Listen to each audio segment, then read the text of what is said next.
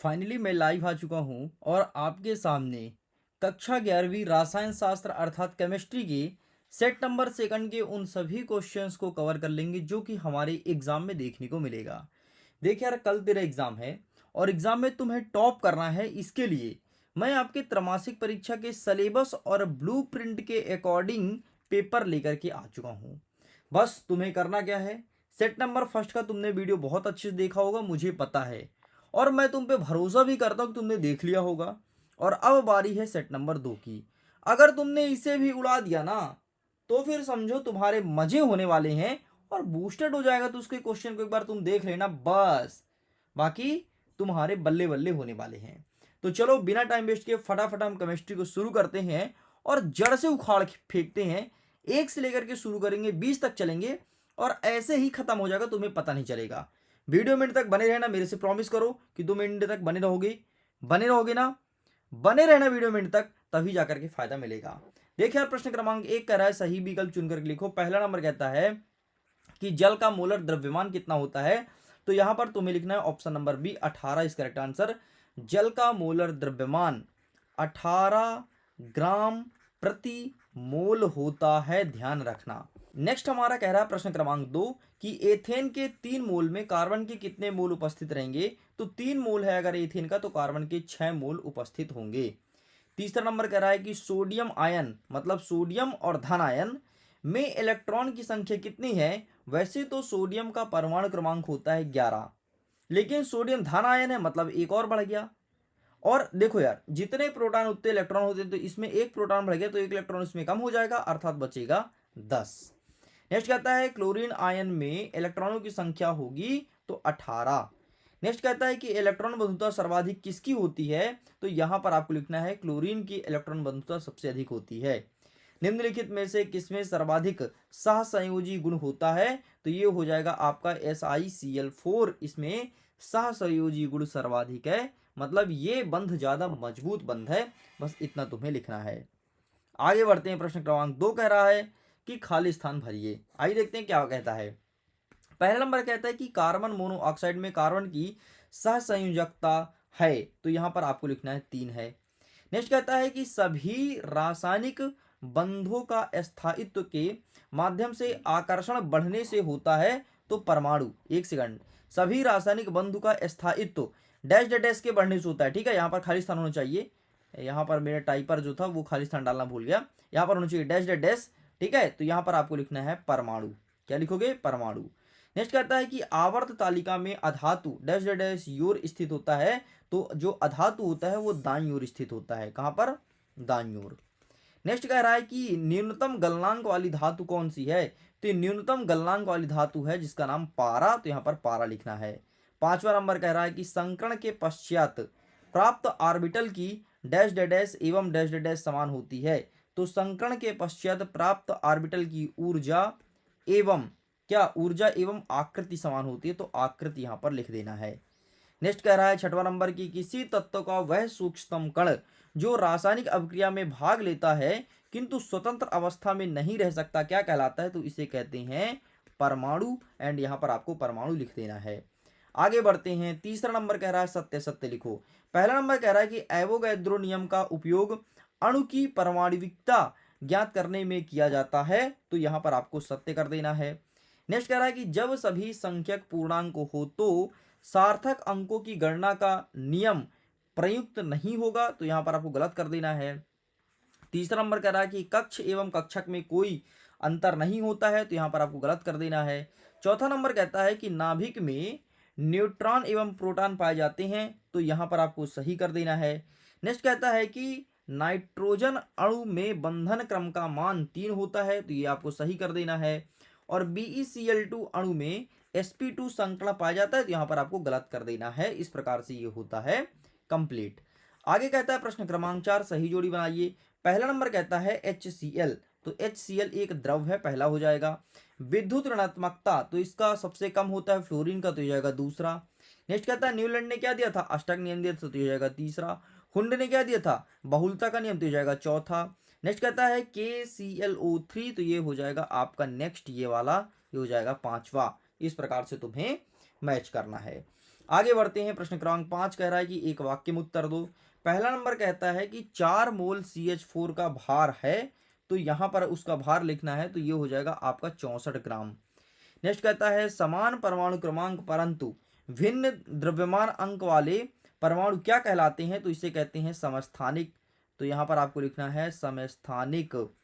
Next क्या कहता है कि समूह में ऊपर से नीचे जाने पर परमाणु त्रिज्या पर क्या प्रभाव पड़ेगा, तो परमाणु त्रिज्या हमेशा बढ़ती है। जैसे ही तुम ऊपर से नीचे जाओगे परमाणु त्रिज्या भी बढ़ेगी, तो बढ़ती है। नेक्स्ट क्या कहता है कि बंध लंबाई के नापने की इकाई कहलाती है, तो इसे कहते हैं पिकोमीटर, मतलब पीएम कहते हैं। नेक्स्ट कहता है कि हाइड्रोजन परमाणु स्पेक्ट्रम की द्वितीय श्रृंखला क्या कहलाती है, तो इसे कहते हैं बामर श्रृंखला। क्या कहते हैं? बामर श्रृंखला। बस इतना लिख के कंप्लीट करेंगे।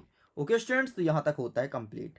अब देखो यार, अगर इसका पीडीएफ चाहिए ना, तो पीडीएफ का लिंक वीडियो को डिस्क्रिप्शन बॉक्स में दिया गया है, पीडीएफ अपलोड भी हो गया है। जाइए जा करके खटाखट खटाखट डाउनलोड करो। और अंतिम पेपर है, तबाही मचा देना इस बार। ध्यान सुन लो, लास्ट पेपर है, हमें तबाही मचाना है।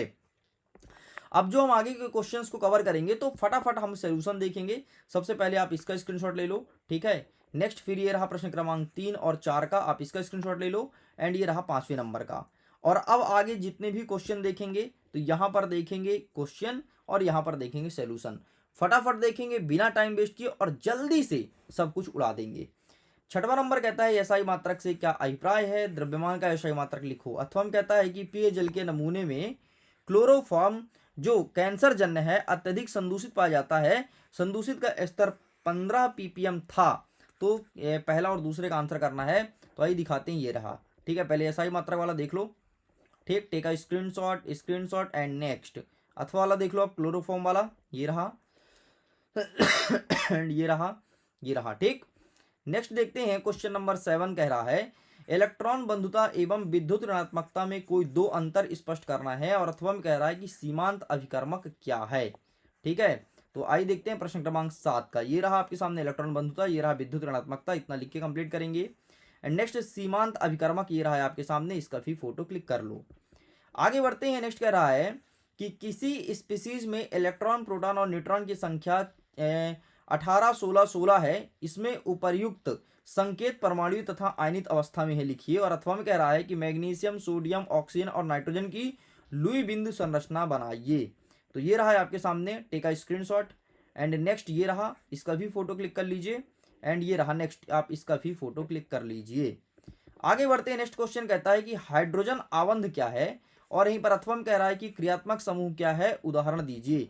तो ये रहा है आपके सामने हाइड्रोजन आबंध, ये चीज लिखना है। एंड नेक्स्ट ये रहा आपके सामने क्रियात्मक समूह क्या है, आप इसका भी फोटो क्लिक कर लीजिए। चलिए आगे बढ़ते हैं। 10वां नंबर कह रहा है कि स्थिर अनुपात का नियम लिखिए। और अथवा में कह रहा है कि विकर्ण संबंध क्या है, समझाइए। तो आइए देखते हैं स्थिर अनुपात का नियम क्या होता है। ये रहा है आपके सामने स्थिर अनुपात का नियम, आप इसका फोटो क्लिक कर लो। एंड ये रहा है आपके सामने विकर्ण संबंध, तो आप इसका भी फोटो क्लिक कर लीजिए। आगे बढ़ते हैं। नेक्स्ट कहता है 11 नंबर की आधुनिक आवर्त नियम लिखो। और अथवा में कह रहा है कि अफबाहु का नियम लिखिए। तो ये रहा है आपके सामने आधुनिक आवर्त नियम, ठीक है, आप इसका फोटो क्लिक कर लीजिए। एंड ये रहा है आपके सामने अफबाहु का नियम, आप इसका भी फोटो क्लिक कर लीजिए, ठीक। चलो आगे बढ़ते हैं। नेक्स्ट हमारा कह रहा है प्रश्न क्रमांक 12 sp sp संकरण में बंध कोण एवं ज्यामिति लिखो। और अथवा में कह रहा है कि मोलरता की परिभाषा लिखिए, ठीक है। तो ये पूछा गया है। सबसे पहले आप ऊपर वाला देख लीजिए, ठीक है, आप इसका स्क्रीनशॉट ले लो। नेक्स्ट ये रहा। एंड ये रहा तुम्हारे सामने हाइड्रोजन वर्ग का, ठीक, तो आप इसका भी फोटो क्लिक कर लीजिए। चलो आगे ये रहा इलेक्ट्रॉन की तरंग प्रकृति का संक्षेप में लिखना है, ठीक है। इस प्रकार से ये होता है कंप्लीट। आगे बढ़ते हैं। अब आपके सामने आयरन का वैल्यू इतना दे दिया और हाइड्रोजन वर्ग तो यहाँ तक हमने दिखा दिया है, ठीक है। नेक्स्ट कहता है कि इलेक्ट्रॉन की कण एवं तरंग दैर्ध्य की प्रकृति को समझाइए। और अथवा कह रहा है कि परमाणु संख्या पूर्णांक में होती है जबकि परमाणु द्रव्यमान पूर्णांक में नहीं होती, इसका कारण बताना है। तो ये रहा आपके सामने ऊपर वाले का आंसर। एंड ये रहा नेक्स्ट इसका अथवा, इसका भी फोटो क्लिक कर लो। आगे बढ़ते हैं। दीर्घ आवर्त तालिका पुराने आवर्त तालिका से किस प्रकार बेहतर है। और यहीं पर अथवा में कह रहा है कि डी और एफ ब्लॉक के तत्व के बीच 3 अंतर बताना है।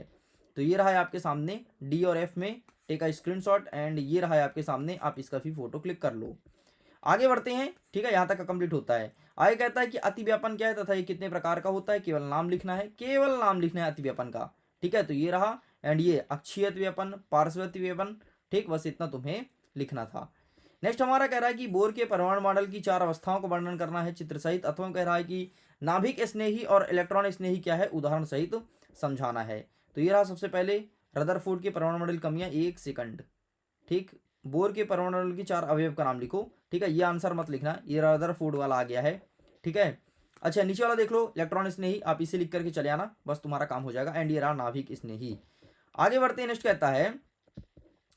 नेक्स्ट कहता है कि हाइड्रोजन स्पेक्ट्रम की 4 श्रेणी का नाम लिखते हुए प्राप्त स्पेक्ट्रम का चित्र बनाइए, और अथवा में कह रहा है कि परमाणु उदासीन क्यों होता है। तो आइए देखते हैं, ये रहा हाइड्रोजन स्पेक्ट्रम की श्रेणियों का नाम। ठीक है, तो लाइमर श्रृंखला, बामर श्रृंखला, पाश्चियन श्रृंखला, ब्रैकेट श्रृंखला और पफंड श्रृंखला, बस इतना तुम्हें लिखना है। और ये रहा तुम्हारे सामने चित्र। आगे बढ़ते हैं, एक नेक्स्ट का ये रहा। ठीक है, तो आप इसका भी स्क्रीनशॉट ले लो। आगे बढ़ते हैं कि टिपिकल तत्व को क्या समझते हैं, उसका इलेक्ट्रॉनिक विन्यास बताना है। एंड यहाँ पर आईयूपीएसी नाम लिखना है, जैसे क्लोरोफॉर्म का, एथिल का, फार्मिल का और एसीटोन का। ठीक है, तो ये रहा तुम्हारे सामने टिपिकल वाला, आप इसका स्क्रीनशॉट ले लो। ठीक, एंड नेक्स्ट आपके ये रहा आईयूपीएसी नामकरण। ठीक है, चलिए आगे बढ़ते हैं। नेक्स्ट कहता है 20वां नंबर की जालक ऊर्जा क्या है, यह किन कारकों पर निर्भर करती है, आयनिक यौगिकों के स्थायित्व को यह कैसे समझाती है। और यहाँ पर दिया गया है कि कार्बन 80% दिया, हाइड्रोजन 20%, जल वाष्प घनत्व 15 है, तो यौगिक के अणुसूत्र ज्ञात कीजिए। तो ये रहा है आपके सामने आंसर। तो एक सेकंड, सॉरी ये क्या खुल गया भाई गूगल। ठीक है, ये रहा आपके सामने आंसर, आप इसका फोटो खींच लो जालक वाला। एंड ये रहा नेक्स्ट, आप इसका भी फोटो क्लिक कर लीजिए। ठीक है, ये रहा नेक्स्ट, आप इसका भी फोटो क्लिक करिए। ये रहा नेक्स्ट आपका फाइनल आंसर। तो इस प्रकार से स्टूडेंट, जैसे कि मैंने प्रॉमिस किया था 1 से लेकर 20 तक इसी वीडियो में देंगे, एंड फाइनली हमने दे दिया। और ये था आपका सेट नंबर 2। बस अब तुम्हारा बचा है तो क्या, वो है बूस्टर डोज, जल्दी अपलोड होगा, तबाही मचा दोगे। और लास्ट पेपर है, फोड़ करके आना। तो प्लीज वीडियो को लाइक जरूर करना, क्योंकि लास्ट पेपर है। फिर हम मिलेंगे आपके अर्धवार्षिक में, बहुत अच्छे से फोड़ेंगे अर्धवार्षिक को। टेंशन मत लो, मैं तुम्हारे साथ हूँ यार, टॉप कराऊंगा आपको वार्षिक परीक्षा में भी। तो मैं वीडियो करता हूँ। थैंक्स फॉर वॉचिंग, खुश रहिए, पढ़ते रहिए, मुस्कुराते रहिए, बाय बाय।